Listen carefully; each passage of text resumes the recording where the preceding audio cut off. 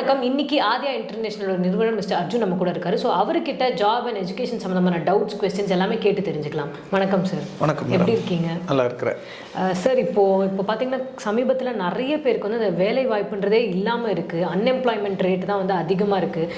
ஒரு சில பேருக்கு வந்து இந்த படித்த படிப்புக்கான வேலை வந்து இருக்க மாட்டேங்குது. அண்ட் பல பேருக்கு வந்து வேலையே வந்து இருக்க மாட்டேங்குது. திடீர்னு இந்த ஐடி நிறுவனத்துலேருந்துலாம் வந்து வேலை நீக்கம் அப்படின்னு சொல்லிட்டு நிறைய பேர் வந்து வெளியில் அனுப்பிடுறாங்க. ஸோ இந்த மாதிரி ஜாப்ஸ் எல்லாம் இல்லாததுக்கு வந்து நீங்கள் என்ன சார் என்ன காரணம்னு நினைக்கிறீங்க? ஜாப் இல்லாததுக்கு காரணம் மொபைல் தான்.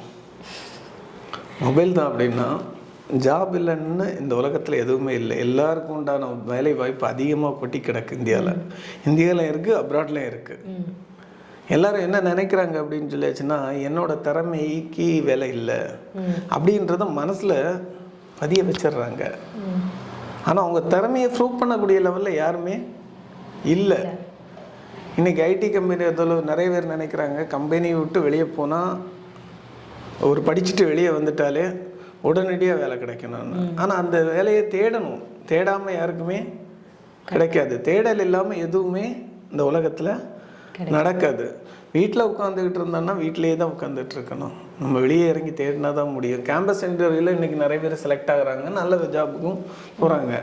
அதை விட்டுட்டு மற்றவங்களுக்கு இன்றைக்கி வந்து நிறைய கம்பெனிஸில் சம்பளம் கம்மின்னா ஒரு எம்பிஏ பிடிச்சிருந்தா 15,000 16,000 இதுதான் இன்றைக்கி சேலரியாக இருந்துகிட்ருக்கு. ஐடி ஃபீல்டும் அதே நிலைமையில் தான் இருக்குது.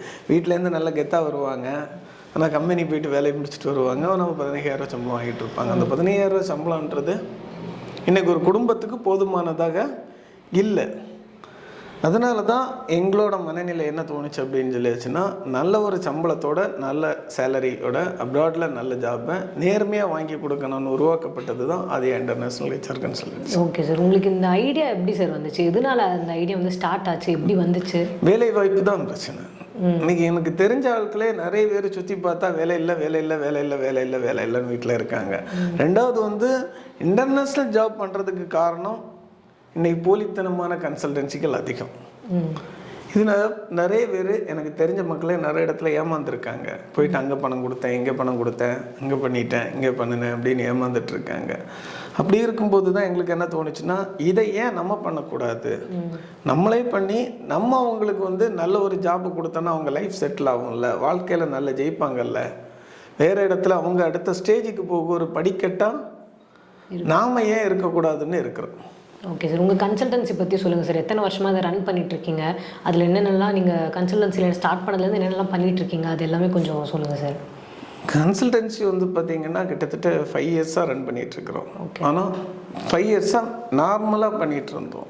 இன்னும் ஒரு ஏஜெண்ட்டை நம்பி நிறைய விஷயங்கள் பண்ணிகிட்டு இருந்தோம், ப்ராப்பர் பண்ணாமல் பண்ணிகிட்டு இருந்தோம். ஆனால் இப்போ ஒரு 6 மந்தாக மட்டும்தான் ப்ராப்பராக ரெஜிஸ்டர் பண்ணி இன்றைக்கி வந்து சிங்கப்பூர், மலேசியா,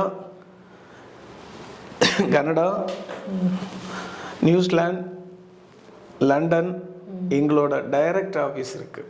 ஓகே. நாங்களே அங்கே ஆஃபீஸ் ஓப்பன் பண்ணி அந்த நாட்டு கவர்மெண்ட்டில் ப்ராப்பராக என்ன ரெஜிஸ்டர் பண்ணணுமோ அதை ரெஜிஸ்டர் பண்ணி ரன் பண்ணிகிட்ருக்குறோம். Okay sir. நீங்கள் இங்கே வந்து என்ன மாதிரியான ஜாப்ஸ் வந்து ப்ரொவைட் பண்ணுறீங்க? ஏன்னா ஜென்ரலாகவே இப்போ வந்து வெளியூர் வேலை அப்படின்னாலே இந்த சூப்பர் மார்க்கெட்டில் வந்து வேலை பண்ணுறது, ஹோட்டல்ஸில் வேலை பண்ணுறது, இந்த மாதிரியான வேலைகள் தான் வந்து கிடைக்கிது. ஸோ நீங்கள் வந்து உங்கள் கன்சல்டன்சி மூலமாக என்னென்ன வேலைகள் வந்து வாங்கி தரீங்க? இன்றைக்கி நிறைய கன்சல்டன்சியில் என்னென்ன பிரச்சனைகள் இருக்குது அப்படின்னு சொல்லியாச்சுன்னா, கன்சல்டன்சின்னு சொல்கிறத விடவும் ஒரு சில கண்ட்ரி வந்து இந்த ஜாப் தான் கொடுக்கணும்னு வச்சுருக்காங்க. இந்த ஜாப் அப்படின்னு சொல்லியாச்சுன்னா நர்ஸ் அதிகமாக வெளி ஆட்கள் எடுப்பாங்க. லோக்கல் கால் டாக்ஸி ஓட்டுறதுக்கு அதர் கண்ட்ரி ஆட்கள் எந்த நாடுமே அலோவ் பண்ணல. அது அவங்க பெர்மனண்ட், அவங்க நாட்டு மக்கள் தான் வண்டி ஓட்டி ஆகணும்.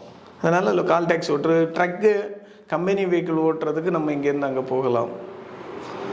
Plus hotel, super market staffs, hotel, construction field, IT staffs, இப்போ ஒரு மேனேஜர்ஸு, பேங்க் எடுத்துக்கிட்டிங்கன்னா ப்ரைவேட் செக்டார் பேங்கு, ஜுவல்லர்ஸ்.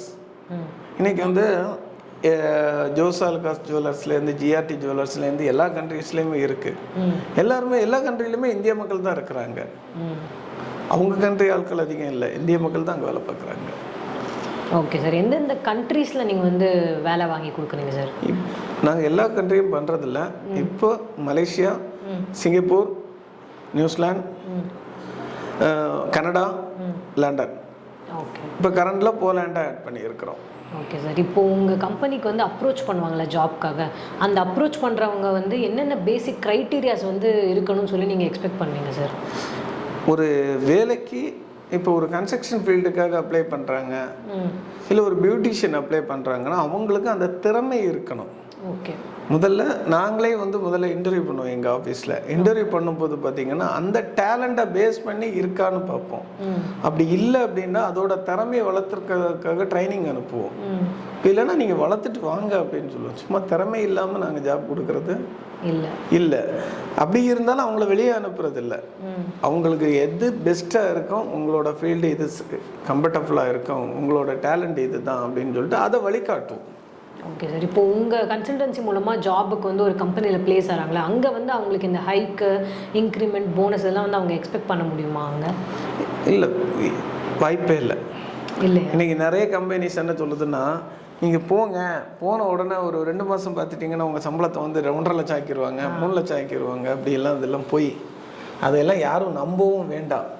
இன்றைக்கி வந்து ஃபஸ்ட்டு ஒரு கம்பெனிக்கு நம்ம போகிறோம் அப்படின்னு சொல்லியாச்சுன்னா போக முன்னாடியே அவன் ஆஃபர் லெட்டரில் எல்லாமே மென்ஷன் பண்ணிடுவான். அவனோட சேலரி இது தான், லீவு இவ்வளவு நாள் தான், எல்லாமே மென்ஷன் பண்ணி கொடுத்து தான் எடுப்பாங்க.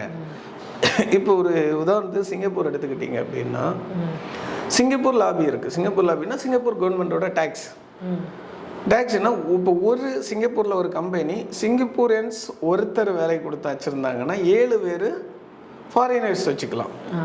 அந்த 7 பேரில் ஒரு என்டிஎஸ் பர்மிட் மட்டும் கவர்மெண்ட்டு ஒருத்தருக்கு கொடுக்குதுன்னா, இப்போ என்னோட ஆஃபீஸ் அங்கே இருக்குது, என்னோட ஆஃபீஸில் இந்தியன்ஸ் வேலை பார்க்குறாங்க. அந்த இந்தியன்ஸ் பார்த்தீங்கன்னா ஒருத்தருக்கு மாதம் $900 நான் கவர்மெண்ட்டுக்கு கட்டணும். இன்றைக்கி நிறைய பேரோட கேள்வி என்ன அப்படின்னு சொன்னால், நான் அங்கே போகிறேன், 2 இயர்ஸ் பர்மிட்டில் நான் போகிறேன், எனக்கு வேலை பிடிக்கலைன்னா வேறு இடத்துக்கு போகலாம், நான் இடையில வரலாம் அப்படின்னு சொல்லிட்டு. ஆனால் MOM மினிஸ்டர் ஆஃப் மேன்பவர் வந்து விசா கொடுக்கும்போதே 2 இயர்ஸ் பர்மிட் கொடுத்துட்டான்னா அந்த 2 இயர்ஸுக்கு நான் அந்த பர்சனுக்கு $900 மாதம் நான் அங்கே கவர்மெண்ட்டு கட்டி ஆகணும். அப்போ எப்படி இவங்க இடையில வர முடியாது, இடையில விட்டுட்டு வர முடியாது. அந்த ஒரு காரணத்தினால தான் நாங்கள் வந்து அவங்க திறமை இங்கே அந்த வேலைக்கு இவங்க தகுதியானவங்களான்னு செலக்ட் பண்ணுவோம். அந்த வேலைக்கு தகுதியானவங்களாக இருந்தால் மட்டும்தான் அவங்கள செலக்ட் பண்ணுவோம். அதுவும் இல்லாமல் ஒரு கம்பெனிக்கு நாங்கள் ஆள் கொடுக்குறோன்னா அந்த கம்பெனி வந்து முதல்ல எங்கள் ஸ்டாஃப்ஸ் விசிட் பண்ணுவாங்க. இன்றைக்கி இந்தியாவிலேயே அப்படி ஒரு கன்சல்டன்சி யாரும் பண்ணாத ஒரு விஷயம். எந்த கன்சல்டன்சியும் அந்த கம்பெனியை போய் விசிட் பண்ணுறது கிடையாது. இவங்க ஆள் கொடுத்துட்டு பேசாமல் இருப்பாங்க, அவங்க பிரச்சனையை இவங்க கண்டுக்கிறதே இல்லை. ஆனால் நாங்கள் அப்படி கிடையாது. முதல்ல எங்கள் ஸ்டாஃப்ஸ் அங்கே விசிட் பண்ணி ஓகே சொன்னால் மட்டும்தான் ஃபர்தர் ப்ராசஸுக்கு அந்த கம்பெனி எடுத்து ஃபர்தர் ப்ராசஸ் ரன் ஆகி இவங்க போனதுக்கு அப்புறமும் இவங்களுக்கு ஏதாவது ஒரு சின்ன பிரச்சனை சார் அந்த மாதிரி இருக்குது இல்லாமல் இருக்காது, ஏதோ ஒன்று வரும்போது அது இங்கே ஆஃபீஸில் தகவல் சொன்னாங்கன்னா எங்கள் ஆஃபீஸ் ஸ்டாஃப்ஸுக்கு உடனடியாக அதை நம்பரை மிஸ் பண்ணி கொடுப்பாங்க. Okay sir. இப்போ இங்கேருந்து வெளிநாட்டுக்கு போகிறவங்களுக்கு வந்து அந்த ஸ்டே அக்காமடேஷன் அந்த செலவுலாம் வந்து நீங்களே பார்த்துப்பீங்களா, இல்லை அது அவங்க தான் பார்த்துக்கணுமா? இல்லை, இன்றைக்கி வந்து 80% கம்பெனி ஃபுட் அண்ட் அக்காமடேஷன் கொடுத்துட்றாங்க. ஓகே. இது மற்ற கம்பெனியில் வந்து அக்காமடேஷன் 100% எல்லா கம்பெனியுமே கொடுக்குது. ஒரு சில கம்பெனி வந்து ஃபுட்டை வந்து அவங்க பார்த்துக்க சொல்கிறாங்க. ஓகே. நீங்கள் வந்து எல்லாமே ஆனால் அவங்க கொடுக்கறதுக்கு முன்னாடியே அதை நாங்கள் ஃபாலோ பண்ணி தான் கொடுப்போம். ஓகே. இப்போ ஒரு கம்பெனிக்கு நாங்கள் அனுப்பிட்டாலும் அந்த கம்பெனியில் இருந்து போனது அவங்க வந்து ஒரு சில கம்பெனியில் வந்து அகாமடேஷன் கொடுத்துருவாங்க, இவங்க தான் சமைச்சு சாப்பிடணும்னு சொல்லுவாங்க. ஆனால் நாங்கள் விட்டதுக்கு அப்புறமும் ஒரு 3 months அவங்கள ஃபாலோ பண்ணுவோம்.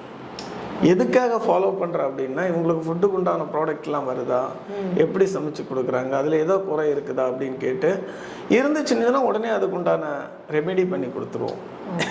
இப்போ இடையில கூட ஒரு 3 weeks முன்னாடி ஒருத்தர் அங்கே போய் மெடிக்கல் கேன்சல் ஆச்சு. சிங்கப்பூரில் கேன்சல் ஆனதான் மெடிக்கல் கேன்சல் ஆச்சுன்னா ரிட்டர்ன் அனுப்பிடுவாங்க, அங்கே வச்சுக்க மாட்டாங்க. சிங்கப்பூர் அங்கே போய் மெடிக்கல் போடுவாங்க. எந்த கம்பெனியும் கேன்சல் ஆனதும் நாங்கள் என்ன பண்ணோன்னா உடனடியாக அதுக்கு உண்டான முயற்சி, அவங்களுக்கு ரிட்டர்ன் ஃப்ளைட்டுக்கு உண்டான டிக்கெட்டை பே பண்ணோம். இம்மீடியட்டாக அவங்கள இங்கே வர வச்சு உடனே வீட்டில் ஹேண்டில் பண்ணோம். ஆக்சுவலி இங்கேயே மெடிக்கல் போடணும். பர்டிகுலர் பர்சன் வந்து பார்த்திங்கன்னா மெடிக்கல் தேவையில்லை, சிங்கப்பூர் அங்கே போய் தான் போடுவாங்க. ஆனால் நாங்கள் எல்லாருக்குமே இங்கே மெடிக்கல் செக் பண்ணுவோம். பார்த்திங்கன்னா அவர் இங்கேருந்து எங்ககிட்ட வந்து தனக்கு பிபி இருக்குன்றதை அவர் சொல்ல மறைச்சிட்டு, சார் இங்கே நீங்கள் மெடிக்கல் எடுங்க அப்படின்னு சொன்னதுக்கு கேட்காம, சில இங்கே நான் மெடிக்கல் வேண்டாம் அப்படின்னு சொல்லிட்டு மறைச்சு அங்கே போய் மாட்டிக்கிட்டாரு. அந்த தப்பை யாருமே பண்ணாதீங்க. உங்களுக்கு உடம்பு எல்லாம் பர்ஃபெக்டாக இருந்தால் கூட ஒரு டைம் இங்கே செக் பண்ணிடுங்க தயவுசெய்து. என்ன காரணம் அப்படின்னா, நமக்கே தெரியாமல் ஏதாவது இருந்தால் கூட அது சிம்பிளாக ஒரு மெடிக்கல் செலவோடு முடிஞ்சு போயிடும். அங்கே போயிட்டு வர வேண்டிய தேவை இல்லை. நமக்கு டைம் வேஸ்ட்டு, மணி வேஸ்ட், எல்லாம் வேஸ்ட்டு. அந்த தவறுகளை இன்றைக்கி நிறைய பேர் பண்ணிகிட்ருக்காங்க, நிறைய கன்சல்டன்சியும் பண்ணிகிட்ருக்குது. ஆனால் அந்த பிபி பிரச்சனை வந்து எங்களுக்கு சம்மந்தப்பட்ட பிரச்சனை கிடையாது. ஒரு கன்சல்டன்சி அனுப்புனது, அவங்களால இங்கே கூட்டிகிட்டு வர முடியலை. என்னோடய நண்பரோட கன்சல்டன்சி தான். லாஸ்ட்டில் பிறகு என்னோடய ஆஃபீஸ் அங்கே சிங்கப்பூரில் இருக்கிறதுனால எங்கள் ஸ்டாஃப்ஸை வச்சு அவங்கள உடனடியாக இந்தியாவுக்கு கூட்டிகிட்டு வந்தோம். Okay sir. இப்போ வந்து நிறைய பேரால் வந்து இங்கேருந்து வெளியூர் போகிறதுக்கு அந்த இதுக்கு வந்து அஃபோர்ட் பண்ண முடியாது, ஏன்னா காசு இருக்காது. ஸோ அந்த மாதிரி ஆளுங்களுக்குலாம் நீங்கள் எப்படி சார், நீங்கள் வந்து அவங்களுக்கு பேங்க்கில் பர்சனல் லோன் வாங்கி தர மாதிரி உங்கள் கன்சல்டன்சி மூலமாக அதை அரேஞ்ச்லாம் வந்து நீங்கள் பண்ணி கொடுப்பீங்களா? இப்போ பர்சனல் லோன் எடுத்து ஃபாரின் போகக்கூடிய லெவலில் யாருமே இல்லை, தேவையும் இல்லை. என்ன காரணம் அப்படின்னா, நமக்கு திறமை இருக்கணும், நான் வாழ்க்கையில் ஜெயிக்கணும்னு வெறி இருக்கணும். இந்த ரெண்டும் இருந்தால் எங்கள் கன்சல்டன்சியை நம்பி நீங்கள் தைரியமாக வரலாம். காசு இல்லைன்னா கூட பெரிய பிரச்சனையே இல்லை. ஏன்னா இன்றைக்கி நிறைய ஃப்ரீ விசா இருக்குது, நிறைய கண்ட்ரிக்கு இருக்குது ஃப்ரீ விசா. அந்த ஃப்ரீ விசாவுக்கெல்லாம் பணம் நீங்கள் பே பண்ண வேண்டிய தேவை இல்லை. கம்பெனியே விசா கொடுக்குறாங்க, கம்பெனியே டிக்கெட் கொடுத்துருது, உங்களை கூட்டிகிட்டு போய் வேலை வாங்குது. நீங்கள் அந்த வேலை செய்ய தயாராக இருந்தால் போதும். அந்த முயற்சி, சார் என்னால் முடியும், இந்த டேலண்ட் என்கிட்ட இருக்குது, இந்த வேலை எனக்கு தெரியும், நான் இதை செய்து காட்டுறேன், நாங்கள் கேட்குற கேள்வி பதில் சொல்ல ரெடியாக இருக்கிறேன்னா அவங்க நம்பி எங்களை நம்பி தைரியமாக வரலாம். இப்போது இங்கேருந்து வெளியூர் போகிறதுக்கான அந்த ப்ராசஸ்ன்னு இருக்கும்ல சார், இந்த மாதிரியான விஷயங்கள்லாம் பண்ணிட்டு தான் அங்கே வந்து அனுப்ப முடியும் அப்படின்னு, அந்த ப்ராசஸ் பற்றி எக்ஸ்பிளைன் பண்ண முடியுமா சார்? இப்போ பார்த்தீங்கன்னா ப்ராசஸ் பற்றி எக்ஸ்பிளைன் பண்ணலாம், மீடியமாக சொல்லலாம். ஏன்னா ஒவ்வொரு கண்ட்ரியும் ஒவ்வொரு டைப் ஆஃப் ப்ராசஸ். இப்போ குவைத் எடுத்துக்கிட்டிங்கன்னா ஒரு டைப் ஆஃப் ப்ராசஸ், விசா வந்ததுக்கு அப்புறம் தான் மெடிக்கல் போடணும். சிங்கப்பூர் வந்து அங்கே போய் தான் மெடிக்கல் போடணும். மலேசியாவுக்கு இங்கே மெடிக்கல் போட்டால் தான் விசாவே அடிப்பாங்க. அப்படி ஒவ்வொரு கண்ட்ரியும் ஒவ்வொரு டைப் ஆஃப் ப்ராசஸ். ஆனால் மினிமம் சிவி மீன்ஸ் பார்த்தீங்கன்னா அவங்களோட ரெஸ்யூம், அவங்களோட பாஸ்போர்ட் காப்பி, அவங்களோட ஃபோட்டோ, அவங்களோட சர்டிஃபிகேட் ப்ளஸ் எக்ஸ்பீரியன்ஸ் சர்டிஃபிகேட், இதுதான் மெயின். இன்றைக்கி ஒரு 60% கம்பெனிஸ் வந்து சிவியை வச்சு தான் அவங்கள ஜாபுக்கு செலக்ட் பண்ணுறாங்க. ஒரு 30% கம்பெனிஸ் டைரெக்டாக இன்டர்வியூ நடத்துகிறாங்க, ஆன்லைனில் வராங்க. ஒரு சில 20% கம்பெனிஸ் பார்த்திங்கன்னா டைரெக்டாக வந்து ஒரு டீம் வந்து இன்டர்வியூ நடத்தி செலக்ட் பண்ணுறவங்கெல்லாம் இருக்காங்க. அதனால் வந்து சிவி இம்பார்ட்டன்ட் அவங்களுக்கு. Okay sir. மெடிக்கல் பார்த்திங்கன்னா ஒவ்வொரு கண்ட்ரியை பொறுத்து மாறும். அதே மாதிரி ப்ராசஸ் ஸ்ட்ரக்சரும் ஒவ்வொரு கண்ட்ரியை பொறுத்து மாறும். Okay sir. இப்போ வந்து இந்த காலகட்டத்தில் வந்து விமன் ஒர்க்கர்ஸ்ன்றது வந்து நிறைய பேர் ஆகிட்டாங்க. பட் இப்போது அவங்க வந்து இந்த மாதிரி வெளியூர்லாம் போகிறப்போ வந்து ஜென்ரலாக வந்து இந்த செக்ஷுவல் ஹராஸ்மெண்ட்டு இந்த மாதிரிலாம் ஃபேஸ் பண்ணுறதா வந்து நிறைய பதிவுகள் வந்து வந்துட்டுருக்கு. ஸோ உங்கள் கன்சல்டன்சி மூலமாக போகிறவங்களுக்கு அந்த ஏதாச்சும் ஒரு ஆபத்து அப்படின்னா அந்த இடத்துல நீங்கள் என்ன மாதிரி மெஷர்ஸ் வந்து எடுப்பீங்க சார்? முதல்ல ஒரு கன்சல்டன்சிங்களுக்கெல்லாம் ஒன்று சொல்ல விரும்புகிறேன். என்ன அப்படின்னு சொல்லிச்சுன்னா, நம்ம ஒரு ஜாப் நம்ம எடுக்கிறோன்னா நம்ம ஊர் மக்கள், நம்ம வீட்டு பிள்ளைங்க, அடுத்தவங்கன்னு யாரையுமே பார்க்கக்கூடாது. அவங்களுக்கு நம்ம அங்கே ஒரு ஜாப் வாங்கி கொடுக்குறோன்னா நம்ம வீட்டு பிள்ளைங்க அங்கே போகிறாங்க அப்படின்னு சொல்லிச்சுன்னா எவ்வளோ சேஃபை நம்ம எதிர்பார்ப்போம்.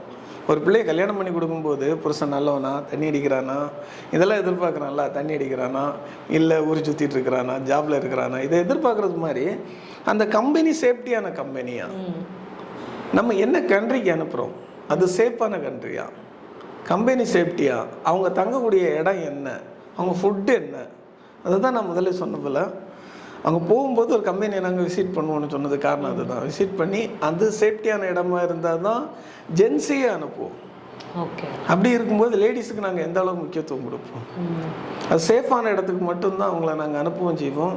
அங்கே ஏதாவது ஒரு ப்ராப்ளம்ஸ் இருந்தாலும் அவங்க வந்து எங்களை தொடர்பு கொள்ளலாம். அதுக்கு உண்டான சப்போர்ட் கண்டிப்பாக நாங்கள் பண்ணி கொடுப்போம். Okay sir. நீங்கள் வந்து பர்சனலாக உங்கள் லைஃப்பில் இந்த மாதிரி ஏதாச்சும் ஒரு கன்சல்டன்சி மூலமாக வந்து ஏமாந்த அந்த மாதிரி ஏதாவது எக்ஸ்பீரியன்ஸ் எதுவும் உங்களுக்கு? அது நிறையவே இருக்குது. அது ஏதாச்சும் ஷேர் பண்ண முடியுமா சார்? நிறையவே இருக்குது. கம்பெனி பொறுத்தளவில் என்ன இன்றைக்கி இன்னும் ஒரு சொந்தமாக பல கண்ட்ரியில் வந்து ஆஃபீஸ் தொடங்க வைக்கிறதுக்கு காரணமே ஏமாற்றம் தான். ஓகே. இங்கே பல முதல்ல கன்சல்டன்சியை நம்பி தான் நாங்கள் ஸ்டார்ட் பண்ணணும். எந்த கண்ட்ரிலையுமே டைரெக்டாக போய் பண்ணக்கூடிய பிஸ்னஸ் பண்ணக்கூடிய லெவலில் நாங்கள் இல்லை. வேண்டாம், இங்கேயே நல்ல கன்சல்டன்சி இருக்குன்னு எல்லாரையும் நம்பி நல்ல கன்சல்டன்சி இருக்காங்க, அவங்ககிட்ட கொடுத்து அவங்க பண்ணி கொடுக்குறத இவங்கள நம்ம மேன் பவர் மட்டும் பண்ணி கொடுக்கலான்ற மைண்டில் தான் ஸ்டார்ட் பண்ணோம். ஆனால் பண்ணது பார்த்திங்கன்னா பல ஏமாற்றங்கள். அந்த ஏமாற்றங்கள் தான் இனிமேல் ஏமாறக்கூடாது, நம்மளை நம்பி வர்றவங்களை ஏமாறக்கூடாது அப்படின்றதுக்காக தான் எந்த கண்ட்ரி பண்ணாலும் என்னோடய ஓன் ஆஃபீஸ் அங்கே இருந்தால் மட்டும்தான் அந்த கண்ட்ரிக்கு வேலை வாங்கி கொடுக்கணும், எல்லாரும் கொடுக்கக்கூடாது அப்படின்னு சொல்லிட்டு இன்றைக்கி எங்கள் சொந்த கம்பெனி எங்கெங்கே இருக்குதோ அங்கே மட்டும்தான் நாங்கள் வேலை வாங்கி கொடுத்துட்ருக்குறோம். மற்ற கண்ட்ரி யாருக்குமே வாங்கி கொடுக்கறது இல்லை. ஓகே சார், இப்போது வந்து நீங்கள் இப்போ சொன்ன மாதிரி தான் நிறைய ஃபேக் கன்சல்டன்சிஸ் வந்து ரொம்ப அதிகமாக இருக்குது. யார் வந்து நிறைய டாக்குமெண்ட்ஸ்லாம் வாங்கி வச்சுப்பாங்க, யார் உண்மை சொல்கிறாங்க பொய் சொல்கிறாங்கன்னே தெரியாது. பட் அந்த வகையில் உங்கள் கன்சல்டன்சி வந்து எவ்வளோ சேஃப்னு நினைக்கிறீங்க? ஃபஸ்ட் ஒரு ஃபேக் கன்சல்டன்சி எப்படி வந்து நம்ம கண்டுபிடிக்கிறது? இப்போ ஒரு உதாரணத்துக்கு எங்கள் கன்சல்டன்சி எடுத்துக்கிட்டிங்க அப்படின்னு சொல்லியாச்சுன்னா யார்கிட்டையும் முதல்ல அட்வான்ஸ் பேமெண்ட் வாங்குறது இல்லை. ஓகே. எந்த கம்பெனிக்கும் முதல்ல அட்வான்ஸ் பேமெண்ட் பண்ணவும் வேண்டிய தேவையும் இல்லை. முதல்ல எதுக்காக வாங்குறாங்க, எங்கே அவங்க அமௌண்ட் பே பண்ணுறாங்க? கரெக்டாக பண்ணுறதா இருந்தால் அட்வான்ஸ் பேமெண்ட் வாங்க வேண்டிய தேவை இல்லையே. முதல்ல அந்த கம்பெனி ரெஜிஸ்டர் ஆகிருக்கான்னு நம்ம பார்க்கணும். நம்ம மக்கள் பார்க்குறது தயாராக இல்லை, எதுவுமே பார்க்க மாட்டாங்க. நல்லா பேசினாலே அமௌண்ட்டை கொடுத்துட்றாங்க. இன்றைக்கி பல ஆட்கள் அப்படி தான் வந்து பார்த்திங்கன்னா ஜஸ்ட் ஒரு வாட்ஸ்அப்பில் பார்ப்பாங்க. எங்கள் கம்பெனிக்கே நிறைய பேருக்கு ஃபோன் பண்ணி கேட்பாங்க, சார் வாட்ஸ்அப்பில் ஒரு நோட்டீஸ் வந்துச்சு சார், கல்கட்டாவில் இருக்காங்க, நாங்கள் கூப்பிட்டு கேட்டோம், எங்களோட சிவி அனுப்ப சொன்னாங்க, நாங்கள் அந்த சிவியை வந்து அவங்களுக்கு அனுப்புகிறோம், சிவி போனதும் உங்கள் சிவி செலக்ட் ஆகிடுச்சின்னு ஆஃபர் லெட்டர் அனுப்புகிறாங்க சார், இப்போ வந்து ஒரு 50,000 பே பண்ண சொல்கிறாங்க சார்னு பாதி பேர் பே பண்ணிகிட்டே சொல்லுவாங்க எங்ககிட்ட. ஆனால் அதெல்லாம் ஃபோர்ஜரின்றது அவங்களுக்கு தெரியாது. இன்றைக்கி அதிகமாக இந்தியாவில் ஏமாற்றப்படக்கூடிய கன்சல்டன்சி இருக்கக்கூடியது கல்கட்டா அதிகமாக. ரெண்டாவது பார்த்திங்கன்னா டெல்லி, யூபி, இங்கெல்லாம் அதிகமாக இருக்காங்க. ஆனால் அது கவர்மெண்ட்டும் கண்டுக்குதான்னு தெரியலை, என்ன நடக்குதுன்னே தெரிய மாட்டேங்குது. ஆனால் ஏமாத்துறவங்க இன்றைக்கி ஏமாற்றிட்டே தான் இருக்காங்க. மக்கள் ஏமாறுறவங்க ஏமாந்து ஒரு பழமொழி சொல்லுவாங்க தெரியுமா, திருடனாய் பார்த்து திருந்தா விட்டால், ஒரு பாட்டில் வரும்னு நினைக்கிறேன், திருட்டை எம்ஜிஆர் பாட்டு தானே, திருடனாய் பார்த்து திருந்தா விட்டால் திருட்டை ஒழிக்க முடியாது. அதே மாதிரி பார்த்தீங்கன்னா அவங்க வந்து ஏமாற்றிட்டே தான் இருக்காங்க. நம்ம ஏமாறக்கூடாது. நம்ம போகும்போதே அவங்கள கேட்கணும், சார் நீங்கள் எங்கே ரெஜிஸ்டர் பண்ணியிருக்கீங்க, உங்கள் கம்பெனி ரெஜிஸ்டர்டா, இதுக்கு முன்னாடி யாராவது அனுப்பியிருக்கீங்களா, உங்களோட எக்ஸ்பீரியன்ஸ் என்ன, நீங்கள் எத்தனை கண்ட்ரிக்கு நீங்கள் போயிருக்கீங்க. இப்போ பார்த்தீங்கன்னா நான் வந்து மாதத்தில் ஒரு 3 கண்ட்ரிக்கு போவேன். ஒவ்வொரு கண்ட்ரிக்கும் டைரெக்டாக போய் அங்கே போய் விசிட் பண்ணி அங்கே உள்ள கம்பெனியெல்லாம் விசிட் பண்ணி எங்கள் ஸ்டாஃப்ஸ் அங்கே இருக்காங்க, இவங்க எல்லாம் ஒழுங்காக வேலை பார்க்குறாங்களா, எந்தெந்த கம்பெனி இருக்காங்க, எங்களோட டைஅப் கம்பெனி எது, அந்த கம்பெனி சிஓ இவங்ககிட்ட எல்லாம் போய் பேசுவோம். இங்கே என்னென்ன ஆப்ஷன் பண்ணி கொடுக்குறீங்க ஸ்டாஃப்ஸுக்கு, ஃபுட்டு எப்படி பண்ணி கொடுக்குறீங்க. சிங்கப்பூரில் ஒரு 2 கம்பெனி பார்த்தீங்கன்னா கொஞ்சம் சேலரி கம்மியாக இருந்துச்சு. அப்போ நாங்கள் என்ன பண்ணோம் அப்படின்னு சொல்லியாச்சுன்னா, சார் நீங்கள் சேலரி எவ்வளோ கொடுப்பீங்க, பேசிக் ஃபுட்டுக்கு எவ்வளோ ஒதுக்குவீங்க, அகாமடேஷனுக்கு எவ்வளோ ஒதுக்குவீங்க, எங்களுக்கு வந்து 60 பேர் வேணும்னு சொன்னாங்க. அப்போ அந்த ஃபுட் அகாமடேஷன் காசை எங்கள் கம்பெனி கொடுத்துருங்க, நீங்கள் தனியாக ஒதுக்காதீங்க. அப்போ வந்து 1200 தான் கம்பெனி வந்து ஒருத்தருக்கு சேலரி ஃபிக்ஸ் பண்ணிச்சு சிங்கப்பூர் டாலர். நாங்கள் என்னென்னா அந்த ஃபுட்டு காசு அகாமடேஷன் காசு எல்லாம் வாங்கிட்டு அகாமடேஷன் நாங்களே ஒரு பில்டிங் எடுத்து கொடுத்தோம். எங்கள் கம்பெனி பேரில் ஒரு பில்டிங் எடுத்து வாடகை எடுத்து அங்கே தங்க வச்சோம் அந்த கம்பெனி ஸ்டாஃப்ஸை. எங்களுக்கு அகாமடேஷன் அமௌண்ட்டு கம்மியாயிடுச்சா, அமௌண்ட்டு கம்மியானதான் அந்த காசை வந்து சேலரியில் அதிகமாக கொடுத்தோம். அந்த 1200 சேலரியை 1500 மாற்றி கொடுத்தோம். இந்தியன் மணிக்கு கிட்டத்தட்ட 1 lakh சேலரி கிடச்சிருச்சு. அந்த சப்போர்ட் நாங்கள் பண்ணி கொடுத்துட்ருக்குறோம். ஓகே சார், இப்போ உங்களோட அப்கமிங் ப்ராஜெக்ட்ஸ்லாம் என்னென்ன சார் இப்போ அடுத்தடுத்து இருக்குது? இப்போ கரண்டில் பார்த்தீங்கன்னா சிங்கப்பூருக்கு நல்ல ஒரு வேக்கன்சி இருக்குது, பியூட்டிஷியன். பியூட்டிஷியன் பார்த்தீங்கன்னா இந்தியன் மணிப்படி 1 lakh சேலரி இருக்குது, 1 லட்ச ரூபா சம்பளம், சேஃபான இடம், தங்கக்கூடிய இடம், ஃபுட் அண்ட் அகாமடேஷன் இங்கே இந்தியன் ஃபுட்டு. ஏன்னா அங்கே இருக்கக்கூடிய சமையல்காரர் இந்தியக்காரர், இந்தியாவில் தமிழ்நாட்டுக்காரர், தமிழ்நாடு ஃபுட்டு கொடுத்துட்ருக்காங்க. அப்படிப்பட்ட சேஃபான கம்பெனியில் பியூட்டிஷியன் 20 வேகன்சி இருக்குது. ஆனால் அவங்க அங்கே போனால் நல்லா சம்பாதிக்கலாம். 1 lakh salary plus incentive, minimum 1.5 லட்ச ரூபா மாதம் சம்பாதிக்கலாம். அது இங்கே வாய்ப்பே இல்லை கிடையாது. 2 இயர்ஸ் பர்மிட்டு. ஆனால் 1 இயர்லேயே அவங்க வீட்டுக்கு வரணுன்னாலும் வந்துட்டு போகலாம். அந்த ஆப்ஷன் வந்து எந்த கம்பெனியுமே பண்ணி கொடுக்காது. இன்றைக்கி நாங்கள் வந்து பண்ணி கொடுக்குறோம். இன்றைக்கி கனடாவுக்கு வந்து பெர்மிட் பண்ணி கொடுத்தாரன், பெர்மிட் பண்ணி தரேன்னு நிறைய பேர் ஏமாற்றிட்டு இருக்காங்க. அதெல்லாம் வாய்ப்பே கிடையாது. கனடா வந்து இன்றைக்கி மல்டி என்ட்ரி மட்டும்தான். மல்டி என்ட்ரி டைரெக்டாகவே நாங்கள் பண்ணி கொடுத்துட்ருக்குறோம். அதே மாதிரி ஈக்குவல் ஆஸ்திரேலியா, போலாண்டு வந்து டைரக்ட் ஒர்க் பர்மிட்டே நிறைய வேகன்சி இருக்குது. யூகே ஒர்க் பர்மிட் வேகன்சி இருக்குது. இப்போ கரண்டில் ரன்னிங்கில் இருக்குது. யூகே விசாலாம் இன்றைக்கி வந்து படிக்காதவங்க போகவே முடியாதுன்ற மனநிலை எல்லாருக்கிட்டே இருந்துகிட்ருக்கு. ஆனால் பேசிக் 10th படித்தா போதும் அங்கே கம்பெனியில் இன்றைக்கி வேகன்சி நிறைய இருக்குது. அது வந்து டைரக்ட் பெர்மிட்டே பண்ணி கொடுக்குறோம் யூகேக்கு. அதே போக ஈக்குவல் நியூசிலாண்டு. Okay okay. இன்றைக்கி வந்து யூரோப் கண்ட்ரீஸ் வந்து அதிகமாக நாங்கள் வந்து கான்சன்ட்ரேட் பண்ணுறோம். ஒரு சில யூரோப் கண்ட்ரீஸ்லாம் எங்கள் ஸ்டாஃப்ஸ் எங்கெங்கே இருக்கிறாங்களோ அங்கே மட்டும்தான் நாங்கள் பண்ணுறோம். ஒரு இங்கேருந்து ஒரு யூரோப் கண்ட்ரிக்கு அங்கே போகிறாங்கன்னாலும் அங்கே போகும்போதே அவங்கள பிக்கப் பண்ணுறது எங்கள் கம்பெனி ஸ்டாஃப் தான் பிக்கப் பண்ணுவாங்க. அவங்க தான் அவங்க ரூமில் கொண்டு போய் விடுவாங்க. அங்கே எல்லா ஜாபும் அரேஞ்ச்மெண்ட் பண்ணி கொடுக்குறது எங்கள் கம்பெனி ஸ்டாஃப் தான். இப்போ வந்து ஒரு கன்சல்டன்சி ஒருத்தங்களா இப்போ அனுப்புது அப்படின்னு சொல்லியாச்சுன்னா இங்கேருந்து நிறைய பேர் ஒரு சில கம்பெனிஸ் தான் அவங்கள வந்து பிக்கப் பண்ணோம். ஒரு சில கம்பெனி இவங்க அங்கே போய் ஏர்போர்ட்டில் இறங்கி அவங்க தான் ஒரு கால் டாக்ஸி அது இதுன்னு பிடிச்சி கம்பெனிக்கு போனோம். இவங்களுக்கு தெரியாத பாஷை, தெரியாத இடம். ஆனால் அந்த கஷ்டத்தை கூட எங்கள் கன்சல்டன்சி கொடுக்கறது கிடையாது. இப்போ கரண்டில் வந்து யூரோப் கண்ட்ரீஸுக்கு நிறைய ஜாப் வேகன்சி அதிகமாக இருக்குது. சிங்கப்பூருக்கும் நிறைய ஜாப் வேகன்சி இருக்குது. Okay okay sir. இத்தனை நேரம் என்னோட கொஸ்டின்ஸ், டவுட்ஸ் எல்லாத்துக்கும் ரொம்ப பொறுமையாக ஆன்சர் பண்ணிங்க. ரொம்ப நன்றி. நீங்கள் உங்களோட ஆதியா இன்டர்நேஷ்னல் கன்சல்டன்சி பற்றி எதாவது சொல்லணுன்னா தாராளமாக நீங்கள் சொல்லலாம் சார். ஆதியா இன்டர்நேஷ்னல் கன்சல்டன்சின்றது என்ன அப்படின்னு சொல்லியாச்சுன்னா சர்வீஸுக்காக ஆரம்பிக்கப்பட்டது. ஓகே. இன்றைக்கி ஒரு இடத்துல 10 லட்சம் வாங்குறாங்கன்னா அந்த இடத்துல நாங்கள் வாங்குறது மினிமம் காசு. அந்த அமௌண்ட்டை நாங்கள் எங்கேயுமே யார்கிட்டையும் வாங்குறதும் கிடையாது. சேவை மனப்பான்மையோடு ஆரம்பிக்கப்பட்ட ஒரு நிறுவனம் அது. இன்னும் காலை இயற்கையில் ஒரு 1 மந்தில் ஆதியா நிறுவனம் வந்து ஒரு கருணை இல்லம் ஆரம்பிக்க போகுது.